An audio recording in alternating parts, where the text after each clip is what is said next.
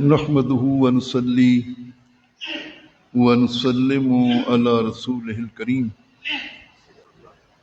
أما بعد فأعوذ بالله من الشيطان الرجيم بسم الله الرحمن الرحيم وَلَقَدْ نَصَرَكُمُ اللَّهُ بِبَدْرٍ وَأَنْتُمْ أَذِلَّةٌ فَاتَّقُوا اللَّهَ لَعَلَّكُمْ تَشْكُرُونَ صدق اللہ العظیم وصدق رسولہ النبی الکریم ونحن علی ذلک لمن الشاہدین والشاکرین والحمد للہ رب العالمین ان اللہ وملائکتہ یصلون علی النبی یا ایہا الذین آمنوا صلوا علیہ وسلموا تسلیما اللہم صلی علی سیدنا و مولانا محمد وعلا آل سیدنا و مولانا محمد وعلا اصحاب سیدنا و مولانا محمد وبارک وسلم وصلو علیہ اللہم صلی وسلم وبارک علی روح سیدنا و مولانا محمد فی الارواح اللہم صلی وسلم وبارک علی جسد سیدنا و مولانا محمد فی الاجساد اللہم صلی وسلم وبارک علی قبر سیدنا و مولانا محمد فی القبور محبت سے مل کے پڑھ لیں الصلاۃ والسلام علیک یا رسول اللہ الصلاۃ والسلام علیک یا حبیب اللہ الصلاۃ والسلام علیک یا سید المرسلین الصلاۃ والسلام علیک یا رحمت للعالمین صلی اللہ علیک یا رسول اللہ وعلی آلک واصحابک یا نور اللہ مولایا صلی وسلم دائما ابدا علی حبیبک خیر الخلق کلہم هو الحبیب الذی ترجى شفاعته لکل حول من الاحوال مقتحمی۔ حمد و صلاۃ کے بعد اللہ رب العالمین جل جلالہ و اعظم شانہ و لا الہ غیرہ کے حضور دعا، اے ذات احد و صمد، اے ذات غفور و رحیم، اور اے ذات ستار و غفار، تو ہماری لغزشوں، خطاؤں اور گناہوں کو معاف فرما، ہمارے ظاہر باطن پر اپنا خاص لطف و کرم فرما، ہمارے گھروں پر اپنی خصوصی عنایات، رحمتوں اور برکتوں کا نزول فرما، ہر قسم کی ارضی و سماوی آفات، بلیات، امراض اور حادثات سے پورے عالم انسانیت کو، بالخصوص حضور نبی رحمت صلی اللہ تعالی علیہ وآلہ وسلم کی ساری امت کو، تمام اسلامی ملکوں، شہروں، بستیوں کو، اور خاص طور پر کریہ عشق محمد کشور حسین ارض وطن پاکستان کو محفوظ اور مامون فرما۔ ماہ رمضان الکریم کے اس تیسرے جمعۃ المبارک کی بابرکت ساعتوں کا نور، سرور، یمن اور سعادت ہم سب کو عطا فرما۔ قرآن مجید فرقان حمید سے سورہ آل عمران کی آیت نمبر 123۔ آج کی گفتگو کا سرنامہ ہے اللہ رب العالمین حق بیان کرنے کی توفیق عطا فرمائے، ہم سب کو قبول حق اور اس پر عمل کی سعادتیں اور برکتیں عطا فرمائے۔ 16 رمضان المبارک آج ہے، اور یہی وہ دن تھا جس دن اللہ کے محبوب محمد رسول اللہ صلی اللہ تعالی وسلم کی قیادت میں 313 مجاہدین بدر میدان بدر میں خیمہ زن ہوئے۔ انہی کی عظیم ہستیوں کو خراج تحسین پیش کرنے جا رہے ہیں۔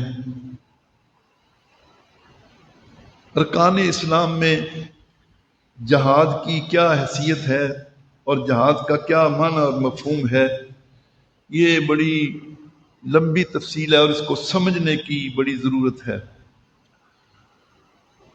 علماء نے لکھا ہے کہ اسلامی عمارت کے 5 ستون ہیں، لیکن جہاد کی حیثیت اسلامی عمارت میں چھت کی سی ہے۔ یہ خیمہ اسلام کی چھت ہے جہاد، اور جس عمارت کی چھت نہ ہو اس کو عمارت کہنا بھی نہیں چاہیے، وہ تو ایک ویڑا ہے جی، ایک لان ہے جس سے جو چاہے وہ گزر سکتا ہے. تو خیمہ اسلام کی چھت ہے جہاد. اور قرآن مجید فرقان حمید میں 1400 آیتیں ہیں جس میں رب العالمین نے جہاد کا حکم دیا ہے، ترغیب دی ہے، اور جہاد کے اور جنگ کے مختلف معاملات میں ہدایات جو ہیں وہ جاری فرمائی ہیں. یہ بات ذہن کے اندر رکھیے کہ ایک ہی مرتبہ قرآن مجید کی کسی آیت میں حکم آ جائے تو وہ کافی ہے. جب بار بار کسی حکم کو بیان کیا جا رہا ہے تو معنی یہ ہے کہ اس کام کی اہمیت بہت زیادہ ہے. روزہ ہے، ایک آیت میں حکم ہے یا ایھا الذین آمنوا کتب علیکم الصیام. یہ زیادہ سے زیادہ چونکہ روزے کا تعلق مہینے سے ہے، اسی آیت کے اگلے حصے میں کہا فمن شاہد منکم الشہر فلیصمہ، جو اس مہینے میں ہو وہ روزہ رکھے. ایک آیت میں حکم ہے، کوئی اس کی فرضیت سے انکار نہیں کر سکتا. اور جس کام کا اللہ نے 1400 آیتوں میں حکم دیا ہے اس کی کتنی اہمیت ہوگی اس کا اندازہ کیا جا سکتا ہے. جہاد جہد سے نکلا ہے اور اس کے معنی کوشش کرنا ہے، لیاقت خرچ کرنا ہے، طاقت خرچ کرنا ہے. اور امام راغب اصفہانی علیہ الرحمہ نے کہا کہ اس کی 3 جہتیں ہیں: مجاہدۃ العدو والشیطان والنفس، کھلے دشمن کے خلاف جہاد، شیطان کے خلاف جہاد اور نفس کے خلاف جہاد. تو گویا 3 جہتوں میں یہ جہاد جو ہے اس کو دیکھنا ہے. پھر اس کی تعریف کیا ہے کہ اسلامی شریعت میں اللہ کی رضا کے لیے، اس کے رسول کی خوشنودی کے لیے اور اسلام کی سرفرازی سربلندی کے لیے، مسلمانوں کے جان مال عزت آبرو کے تحفظ کے لیے، اسلامی ملک اگر کوئی ہے تو اس کے دفاع اور استحکام کے لیے، اور اپنے نفس کو شیطانی حوادثات اور وسواس سے بچانے کے لیے جو بھی طاقت لیاقت خرچ کی جائے گی، جو بھی محنت اور مشقت کی جائے گی، اسلام میں اس کو جہاد سے تعبیر کیا گیا. تو اس سے آپ جہاد اور فساد کا فرق سمجھ سکتے ہیں کہ جہاد میں مطلوب اللہ کی رضا ہے، اس کے رسول کی خوشنودی ہے، اسلامی ملک کا دفاع ہے، مسلمانوں کے جان مال عزت آبرو کے تحفظ کا کام ہے، یا اپنے نفس کو نیکی اور تقوی کے راستے پہ چلانے کی کوششوں کو اسلامی شریعت میں جہاد سے تعبیر کیا گیا. اور جہاد کے نام پہ پوری دنیا میں جتنے لوگ فتنۃ الخوارج، فتنۃ الہندوستان جو جہاد کے نام کو بدنام کریں، یہ جہاد نہیں کر رہے ہیں، یہ فساد فی الارض کر رہے ہیں اس لیے کہ پاکستان ایک اسلامی ملک ہے، اس کا دفاع لازم ہے، اس میں رہنے والوں کے جان مال عزت آبرو کا تحفظ ضروری ہے. یہ پورے ملک کی سلامتی کے لیے خطرہ بنے ہوئے، تو یہ کوئی جہاد نہیں ہے. قرآن مجید فرقان حمید کا مطالعہ یہ بتاتا ہے کہ رب العالمین نے آخرت کی ساری نعمتیں اور دنیا کی ساری نعمتیں یہ مجاہدین فی سبیل اللہ کے لیے وقف کر دی ہیں. جو میں نے عرض کیا ابھی 1400 آیتیں ہیں، تو کہاں سے ذکر کروں. تو میرا مشورہ یہ ہوگا کہ آج جا کے سورہ صف کھولیں قرآن مجید سے، اور صرف سورہ صف جو ہے اس کا مطالعہ کریں، تو آپ کو بات واضح ہو جائے گی کہ جو لوگ اللہ کی راہ میں جہاد کرتے ہیں رب العالمین ان کو کیا کیا عطا فرماتا. اسی سورہ کی آیت نمبر 4 میں فرمایا ان اللہ یحب الذین یقاتلون فی سبیلہ صفا کانہم بنیان مرصوص. بے شک اللہ ان لوگوں سے محبت فرماتا. ایک ہم کہیں ہمیں اللہ سے محبت ہے، کہ رب اعلان کریں کہ مجھے ان سے محبت ہے. کن سے؟ جو اللہ کے راستے میں لڑتے ہیں. اور کس طرح سے لڑتے ہیں؟ صف بندی کر کے، صفن متحد ہو کر، متفق ہو کر لڑتے ہیں. کانہم بنیان مرصوص، گویا کہ وہ ایک سیسا پلائی ہوئی دیوار ہے. ہمارے چیف نے بنیان مرصوص جو ہے وہ اس کا نام استعمال کیا، تو سمجھنا چاہیے ایسی دیوار جس کو دشمن اپنے حملے سے گرا نہ سکے، وہ بنیان مرصوص ہے. کہا اللہ ان لوگوں سے محبت کرتا ہے جو اس کی راہ میں لڑتے ہیں، جہاد کرتے ہیں، اور سیسا پلائی ہوئی دیوار کی طرح صف آرا ہو کر متحد ہو کر لڑتے ہیں. پھر اس کے آخری رکوع میں فرمایا یا ایھا الذین آمنوا ھل ادلکم علی تجارۃ تنجیکم من عذاب الیم تؤمنون باللہ ورسولہ وتجاہدون فی سبیل اللہ باموالکم وانفسکم. ذالکم خیر لکم ان کنتم تعلمون، اپنی جانوں اور مالوں سے جہاد کرو، یہ تجارت اللہ نے مسلمانوں کو بتائی ہے، اور اس کے نتیجے میں کیا ہوگا؟ اللہ تمہارے گناہ معاف فرما دے گا اور تمہیں جنت میں داخل کرے گا جس میں ہمیشہ رہنے والی نعمتیں، یغفر لکم ذنوبکم ویدخلکم فی جنات تجری من تحتہا الانہار ومساکن طیبۃ فی جنات عدن ذالک الفوز العظیم واخری تحبونہا نصر من اللہ وفتح قریب۔ اور وہ آخری بات جو تمہیں بڑی پسند ہے، اللہ کی نصرت بھی آئے گی اور فتح بھی حاصل ہوگی۔ میدان میں نکلیں گے تو رب کی نصرت آئے گی نا، اور میدان میں نکلیں گے جہاد کریں گے تو فتوحات نصیب ہوں گی۔ بڑے مختصر لفظوں میں میرے کریم آقا صلی اللہ تعالی وسلم نے مکی دور میں تو 13 سال جو گزارے ہیں اعلان نبوت کے بعد، اس میں اپنے اصحاب کو ضبط کی تربیت دی ہے، برداشت کی تعلیم دی ہے، اور جب حضور ہجرت کر کے مدینہ پاک میں تشریف لے آئے تو پھر اللہ رب العالمین نے جہاد کا حکم دیا، اور میرے کریم آقا صلی اللہ تعالی علیہ وآلہ وسلم نے اپنے رب کے حکم پر جب تلوار اٹھائی ہے تو کتنے غزوات ہوئے ہیں، یہ بڑی لمبی تفصیل ہے، میں بڑے اختصار کے ساتھ ایک خلاصہ آپ کی خدمت میں عرض کر رہا ہوں۔ 19 غزوات ہیں کل۔ غزوہ اس ہولی وار کو کہتے ہیں، اس مقدس جنگ کو کہتے ہیں جس میں اللہ کے محبوب جناب محمد رسول اللہ بنفس نفیس خود جلوہ آرا ہوئے۔ تو غزوہ وہ جنگ جس میں حضور خود، اور اسی طرح سے وہ دستے جو حضور نے کسی اور کی قیادت میں بھیجے مختلف علاقوں کی طرف، لیکن خود شرکت نہیں فرمائی، اس کو سریہ کہتے ہیں۔ تو 19 غزوات ہیں۔ کتنے؟ 19 غزوات۔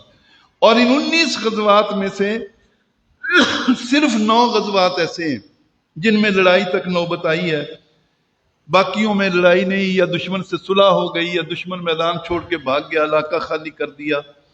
9 غزوات میں جنگ ہوئی ہے، اور ان 10 سالوں میں یہ جو 19 غزوات ہوئے جس میں 9 میں جنگ ہوئی ہے، اس میں کتنے لوگ ہلاک ہوئے ہیں اس پر توجہ کریں۔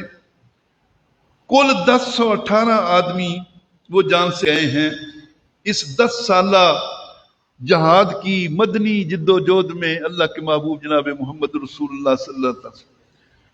کتنے مسلمان شہید ہوئے؟ 259، 259 مسلمان شہید ہوئے۔ نان مسلم کتنے قتل ہوئے؟ 759۔ اس میں 450 یہودی بھی شامل ہیں جو جنگ میں نہیں قتل ہوئے۔ جب حضور نے خیبر فتح کیا تو یہودیوں کے عالم دین کو انصاف کی کرسی پہ بٹھایا، یہودیوں کے ساتھ معاہدہ تھا، انہوں نے خلاف ورزی کی، مسلمانوں کے خلاف سازشیں کی، ان کی کیا سزا ہے؟ تو یہودی عالم نے تورات کے قانون کی روشنی میں فیصلہ دیا کہ وہ یہودی جنہوں نے بدعہدی کی، خلاف ورزی کی، مسلمانوں کے خلاف جنگی کارروائیوں میں حصہ لیا، تورات کا فیصلہ یہ ہے کہ ان کی گردن اڑا دی جائے۔ تو 450 یہودی عدالتی حکم پر قتل ہوئے۔ 759 میں سے 450 نکال دیں تو 302 لوگ رہ جاتے۔ کتنے؟ 302 انسانوں کو قتل کر کے اللہ کے محبوب محمد رسول اللہ صلی اللہ تعالی وسلم نے 10 لاکھ مربع میل پر اسلامی ریاست قائم کی۔ 10 لاکھ مربع میل پر، یہ 274 مربع میل فی دن علاقہ بنتا ہے فتوحات کا۔ اور جتنے بڑے بڑے فاتحین دنیا میں گزرے ان کی تاریخ پڑھیں، سکندر اعظم ہوں، وہ چائنا کا شنزی جرنیل، جتنے بڑے بڑے جرنیل ہوں، کسی کی کتاب کا کوئی باب ایسا نہیں ہے کہ میرے مصطفیٰ کریم صلی اللہ تعالی وسلم کی اس مدنی جد و جہد کی وہ گرد راہ کو بھی پہنچ سکے۔ فوجیں جاتی ہیں، وہ شہروں بستیوں میں خون ریزی دریا بہا دیتی ہیں۔ اللہ کے محبوب نے حق کے لیے تلوار اٹھائی ہے تو بڑی احتیاط کے ساتھ تلوار اٹھائی۔ جی سب سے پہلا مارکہ جو ہے وہ غزوہ بدر ہے، جس کا اللہ رب العالمین نے قرآن مجید میں ذکر کیا اور فرمایا وَلَقَدْ نَصَرَكُمُ اللَّهُ بِبَدْرٍ وَأَنْتُمْ أَذِلَّةٌ، اور بے شک بلا شبہ اللہ تعالیٰ نے تمہاری میدان بدر میں نصرت فرمائی، مدد فرمائی۔ وَأَنْتُمْ أَذِلَّةٌ، حالانکہ تم کمزور تھے ساز و سامان کے اعتبار سے اور طاقت کے اعتبار سے۔ بڑے بدنصیب ہیں وہ لوگ جنہوں نے اذلہ کا ترجمہ یہاں ذلیل کیا ہے۔ جی لا حول ولا قوت۔ رب کن سے بات کر رہا ہے؟ کن کی بات کر رہا ہے؟ 313 مجاہدین اور ان کے قائد محمد رسول اللہ کی نسبت اعلان کر رہا، اے پیارے محبوب، میدان بدر میں ہم نے تمہارے اصحاب کی مدد کی ہے۔ کس حال میں تھے کہ تمہارے پاس جنگی ساز و سامان بھی نہیں تھا، اور دشمن کی فوج کے مقابلے میں تمہاری تعداد بھی کم تھی۔ تو یہاں ذلہ سے مراد کیا ہے؟ کمزوری ہے سامان جنگ کے اعتبار سے اور فوج کی تعداد کے اعتبار سے۔ جو لوگ یہاں ذلیل کا ترجمہ کرتے ہیں، میں ممبر رسول پہ بیٹھ کے کہتا ہوں اللہ کی پوری کائنات میں ان سے بڑھ کے ذلیل کوئی نہیں ہے۔ تو کہا ہم نے تمہاری مدد کی میدان بدر میں، اس حال میں کہ تم تعداد میں تھوڑے تھے، ساز و سامان کی کمزوری تھی، پھر بھی تمہاری مدد کی۔ واتقوا اللہ، اللہ کا تقوی اختیار کرو، لعلکم تشکرون۔ نبی رحمت صلی اللہ تعالی وسلم کو مختصراً یہ کہ اطلاع ملی کہ ابو جہل 1000 کا لشکر جرار لے کر ناپاک ارادوں سے آگے بڑھ رہا ہے، تو حضور اپنے اصحاب کے ساتھ نکلے جن کی تعداد 313 ہے۔ وادی روحا، جہاں بحر روحا ہے، جس کا پانی خاص طور پہ کینسر کے مرض کے یہاں پہنچے ہیں، تو سرکار نے اپنے اصحاب سے مشورہ کیا، جی ہم تو قافلے کا راستہ روکنے کے لیے نکلے تھے، لیکن اب صورتحال یہ آ پڑی ہے کہ 1000 پر مشتمل بہت بڑا ایک لشکر جو ہے وہ ہماری طرف بڑھ رہا ہے، تو کیا دیں؟ تو سارے صحابہ نے جو باتیں کی ہیں، اللہ کی قسم ایمان تازہ ہو جاتا۔ سیدنا صدیق اکبر، سیدنا فاروق اعظم نے کہا یا رسول اللہ، یا حبیب اللہ، 1000 کا لشکر ہے یا جتنا بڑا لشکر ہے، غلامان محمد جان دینے سے نہیں ڈرتے، یہ سر کٹ جائے یا رہ جائے کچھ پرواہ نہیں کرتے۔ حضور ہم آپ کے غلام ہیں، آپ کے لشکری ہیں، ہمیں موت سے ڈر نہیں ہے، ہم آپ کے راستے میں اپنا سب کچھ قربان کر دیں۔ پھر حضور نے کہا صاحب سے مشورہ دو۔ حضرت سعد کھڑے ہوئے، حضرت مقداد اٹھے، مقداد اٹھ کر عرض کی ہے سرور عالم، نہیں ہے قوم موسیٰ کی طرح کہہ دینے والے ہم۔ حضرت مقداد نے کہا یا رسول اللہ، یا حبیب اللہ، ہم موسیٰ کی قوم نہیں ہیں، محمد رسول اللہ کے غلام۔ حضرت موسیٰ کلیم اللہ علیہ السلام نے جب اپنے لشکریوں سے کہا سامنے بستی ہے مالکہ کی، چلے جاؤ، اللہ نے وعدہ کر لیا تمہیں فتح ہو جائے گی، بستی کے رہنے والے تمہارا مقابلہ نہیں کر سکیں گے۔ انہوں نے کہا بڑی جابر قوم ہے، فَاذْهَبْ أَنْتَ وَرَبُّكَ فَقَاتِلَا إِنَّا هَاهُنَا قَاعِدُونَ۔ موسیٰ ہم تو یہاں بیٹھ کے تماشا کریں گے، جا تو اور تیرا رب جا کے ان سے۔ تو حضرت مقداد نے کہا ہم ایسے نہیں ہیں کہ جو جواب قوم موسیٰ نے وہ جواب دے، یا رسول اللہ، یا حبیب اللہ، آگے بڑھئے، ہم آپ کے آگے پیچھے دائیں بائیں اپنا سب کچھ قربان کریں گے، لڑیں گے۔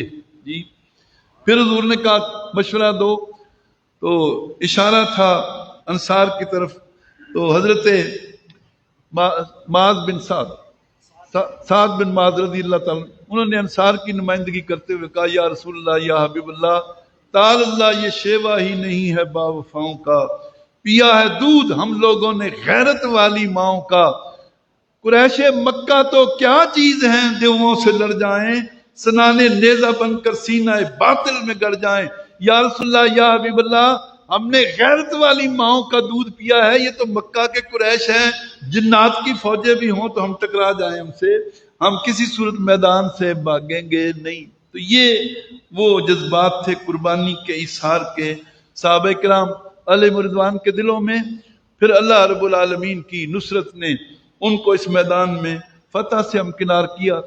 صحابہ کرام کہتے ہیں رسول پاک صلی اللہ تعالی وسلم نے 16 رمضان مبارک کو پوری جنگی حکمت عملی ترتیب دی، میدان جنگ کا دورہ کیا، اور صحابہ کہتے ہیں کہ حضور نے باقاعدہ دائرے لگائے انگلیوں سے، اور یہ فرمایا حاذا مزرع فلان انشاءاللہ غدن، دیکھو یہاں کل ابو جہل قتل ہوگا، یہاں عتبہ قتل ہوگا، یا شیبہ قتل ہوگا، یہاں ولید قتل ہوگا۔ حضور نے میدان جنگ میں انگلیاں رکھ کے نشاندہی کی نام لیے ان کافروں کے۔ صحابہ قسمیں اٹھا کے کہتے ہیں جس بے ایمان کا نام لیا، جس جگہ کی نشاندہی کی، وہیں اس کو موت۔ اہل سنت کے مخالفین وہ سورہ لقمان کی آخری آیتوں کا حوالہ دیتے ہیں، ما تدری نفس بأی ارض تموت، کوئی بندہ نہیں جان سکتا ہے کہ کس کو کہاں کس زمین پر موت آئے گی۔ تو یہ عام لوگوں کی نفی ہے، اللہ کے محبوب کی نفی نہیں ہے۔ اللہ نے اپنے حبیب کو غیب کی خبریں عطا فرمائی ہیں، اسی لیے میدان جنگ میں انگلی رکھ کے نام لے کے بتا دیا ہے یہ زمین ہے، فلاں بندہ یہاں مرے گا تو حضور سرکار دو عالم علیہ السلام کی نفی نہیں ہے، وہ اللہ کے بتائے ہوئے علم سے وہ جانتے ہیں۔ تو 313 مجاہدین وہ میدان میں نکلے ہیں، اور پھر یہی طاقت دکھائی حق اور حق کے پاسبانوں نے، ہزاروں کو بچھاڑا 313 جوان۔ حضرت عبد الرحمن ابن عوف رضی اللہ عنہ وہ کہتے ہیں جب گھمسان کی لڑائی ہو رہی تھی تو دو نوجوان چھوٹی عمر کے، بالکل نوجوانی کا آغاز جن کی جوانی کا ہو رہا تھا، میرے دائیں بائیں آ کے کھڑے ہو گئے۔ عبد الرحمن چچا، یہ جو بے ایمانوں کا لشکر ہے ان میں ابو جہل کون ہے؟ ابو جہل کون سا ہے؟ حضرت عبد الرحمن پوچھتے ہیں میں نے ان نوجوانوں سے کہا تمہیں کام کیا ہے؟ ان کا جواب بڑا ایمان افروز تھا، کہا قسم کھائی ہے مر جائیں گے یا ماریں گے ناری کو، سنا ہے گالیاں دیتا ہے وہ محبوب باری کو۔ ہم مدینہ سے چلے ہیں، ہمیں یہ پتا چلا ہے کہ وہ حضور کو برا بھلا کہتا ہے، ہم نے قسم اٹھائی ہے اس جہنمی کو جہنم تک چھوڑ کے آئیں گے۔ یہ تو پھر انہوں نے اشارہ کیا وہ جو سفید اور کالے رنگ کے گھوڑے پہ آدمی سوار ہے وہ ابو جہل ہے۔ تو یہ حضرت معاذ اور معوذ یہ آگے بڑھے ہیں۔ حضرت معاذ نے تلوار سے وار کیا، ابو جہل کی پنڈلی کٹ کے گری ہے، دوسرے بھائی نے حملہ کیا ہے، ان دونوں نوجوانوں نے اس کو گرا لیا ابو جہل کو، اور پھر پیچھے اکرم ابو جہل کا بیٹا بھی تھا، اس نے وار کیا ہے تو معوذ جو ہے اس کا بازو کٹ گیا ہے۔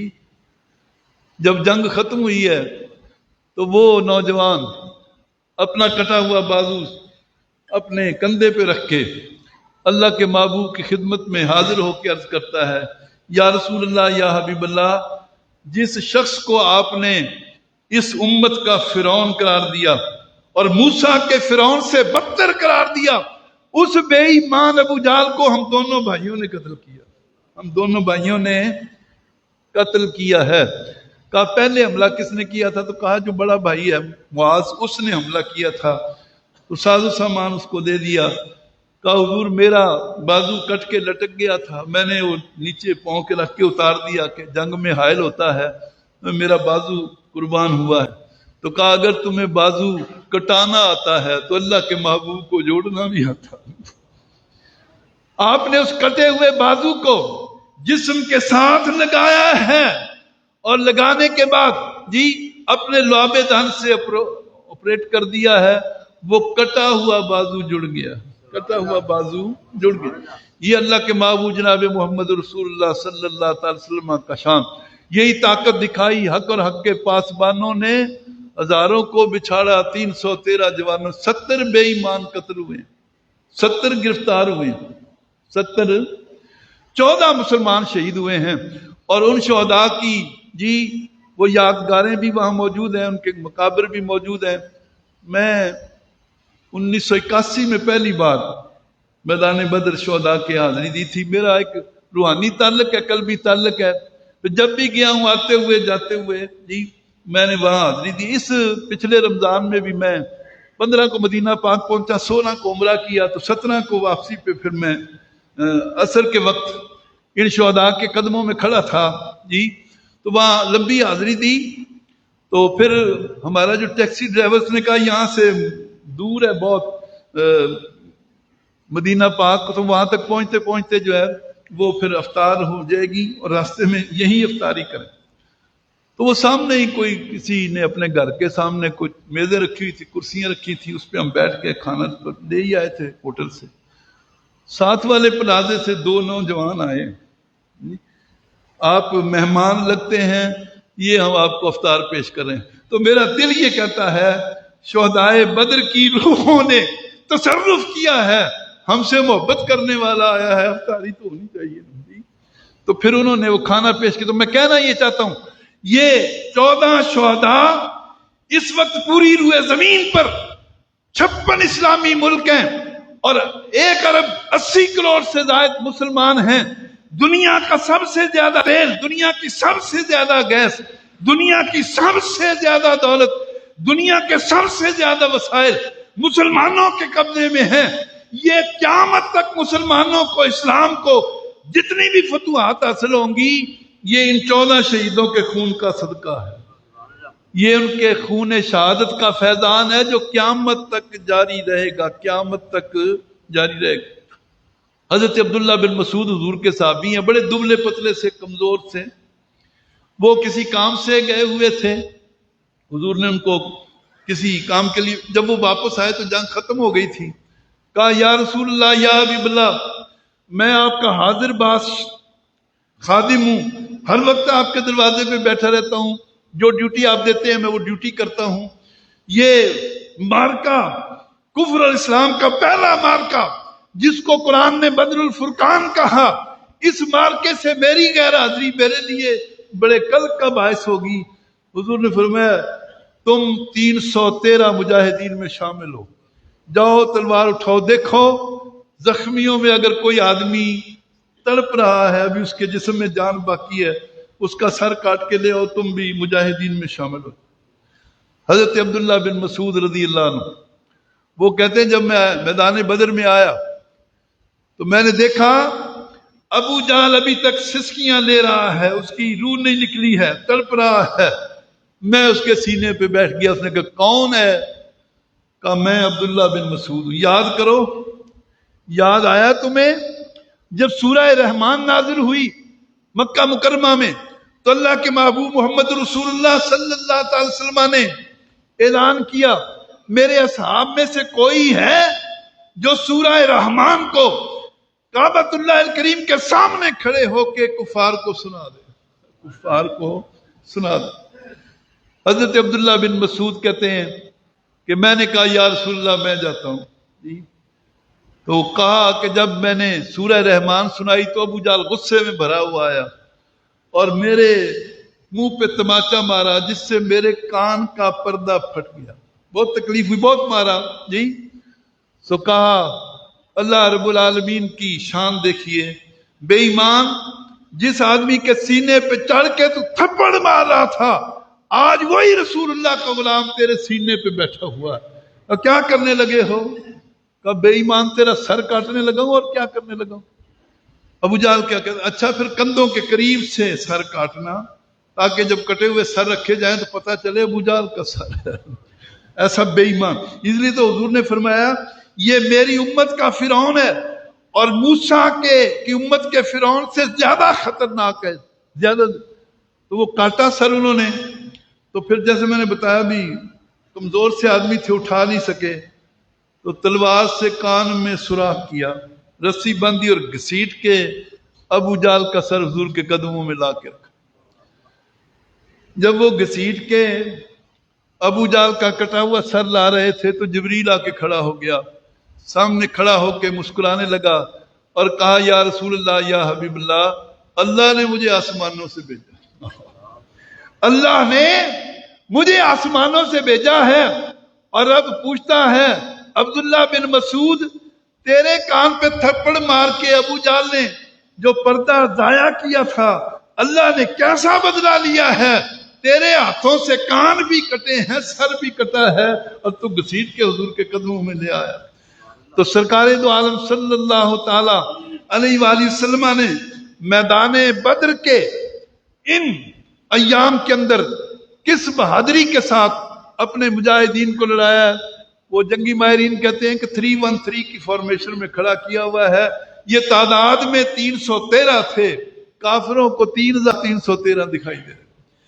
تو سرکار دو عالم صلی اللہ تعالی وسلم نے اس پہلے مارکا کے اندر جو کامیابی حاصل کی، اللہ رب العالمین نے اس کا ذکر کیا. بلا شبہ ہم نے تمہاری میدان بدر میں مدد فرمائی جی.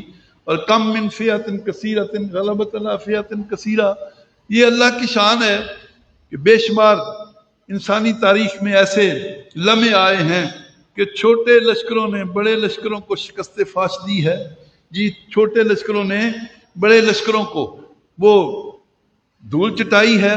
تو یہ جو پہلا اسلام اور کفر کا مارکا، اس مارکا میں ان 313 مجاہدین نے اپنے سے کئی گنا بڑے دشمن جو ہے اس کو شکست دی ہے. اور یاد رکھو کہ جہاد جو ہے اس کا کیا اجر و ثواب ہے، اور مجاہدین بدر کا کیا مقام اور منصب ہے۔ ایک دو باتیں ضروری آپ کی خدمت۔ حدیث پاک میں ہے اللہ کی راہ میں ایک دن کا جہاد فی سبیل اللہ، ایک دن کا جہاد 3 مہینے کے روزوں اور شب بیداری سے افضل ہے۔ 3 مہینوں کے روزوں شب بیداری سے افضل ہے۔ کوئی آدمی 3 مہینے مسلسل روزہ رکھے، ساری رات کو شب بیداری کرے، اللہ کا ذکر کرے، میدان جنگ کا ایک دن وہ افضل ہے۔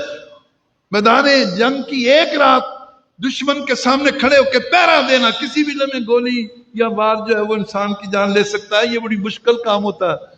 تو کہا اگر کوئی اس خدمت کے دوران مارا جائے تو قیامت تک ہر دن کے بدلے اس کو یہ ثواب ملتا رہتا، اس کے نامہ۔ ہم مر جاتے ہیں، ہمارا دفتر عمل کلوز ہو جاتا، بند ہو جاتا، لیکن مجاہد اور شہید کا معاملہ الگ ہے۔ فَلَهُمْ أَجْرٌ غَيْرُ مَمْنُونٍ، ان کا اجر کبھی منقطع نہیں ہوتا۔ تو یہ جو 14 لوگ شہید ہوئے ہیں، قیامت تک ہر دن کے بدلے میں 1 مہینے کے روزوں شب بیداریوں کا ثواب ان کے نامہ اعمال میں جمع ہوتا جا۔ پھر سرکار دو عالم علیہ السلام نے فرمایا جہاد فی سبیل اللہ کا ایک دن کسی جگہ گزارے ہوئے 1000 دنوں سے افضل ہے۔ ایک دن، فرض کرو کوئی ایک دن کعبہ اللہ الکریم میں گزارتا ہے، چلو عمرہ کرے گا طواف جتنے چاہے کر لے، 5 نمازیں پڑھے گا، 5 لاکھ نمازوں کا ثواب ہے، پھر صحیح کرے گا باقی سارے معاملات ہیں۔ کتنا ثواب ایک دن میں مکہ المکرمہ ام القریٰ میں حاضر ہونے والا مسلمان اپنی کاوش کوشش سے حاصل کر سکتا ہے، یہ اندازہ تو ہو سکتا ہے نا۔ سو کہا اللہ کی راہ میں گزارا ہوا ایک دن کسی اور جگہ گزارے ہوئے 1000 دنوں سے افضل ہے۔ کوئی 1000 دن مکہ میں یہ سارے کام کرے، مجاہد فی سبیل اللہ کا ایک دن اس سے افضل ہے۔ تو یہ تو عام مجاہدین کی بات ہے، وہ 313 مجاہدین جو رسول اللہ کی قیادت میں اس وقت نکلے جب بے سر و سامانی کا یہ عالم تھا کہ ان کے پاس پورا لڑنے کا ساز و سامان نہیں تھا، تلواریں نہیں تھی، ان کے پاس گھوڑے سواریاں نہیں تھیں، لیکن وہ اتنی بڑی فوج کے سامنے ڈٹ گئے۔ انہوں نے اس معرکہ حق و باطل میں رسول اللہ کی قیادت میں شرکت کی ہے۔ پھر قرآن نے یہ بھی کہا اللہ نے ان کی مدد کے لیے آسمانوں سے فرشتے نازل کیے، ان کی تعداد 3000 سے 5000 تک بیان ہوئی ہے۔ تو کہا ایک فرشتہ ہی کافی تھا اس سارے لشکر کو الٹ دینے کے لیے، اتنے زیادہ کیوں بھیجے؟ انہوں نے کہا یہ فرشتے لڑنے کے لیے نہیں بھیجے، مسلمانوں کو شابش دینے کے لیے بھیجے، کہ وہ وہاں میدان جنگ میں کھڑے ہو کے ان کو شابش دیں، ان کے دلوں کو مضبوط کریں، ان کو حوصلہ دیں کہ فکر نہ کرو، یہ کوئی شے نہیں، آگے بڑھو، اللہ تمہاری مدد کرے گا۔ تو ایک ہی فرشتہ بستی الٹ دے، یہ ممکن تو ہے نا؟ تو کہا وہ فرشتے عملاً وہاں صحابہ کی حوصلہ افزائی کے لیے آئے تھے۔ اگر میچ ہو رہا ہو نا تو پھر آڈینس جو ہے جس ٹیم کو بیک اپ کریں تو وہ دلیر ہو جاتی۔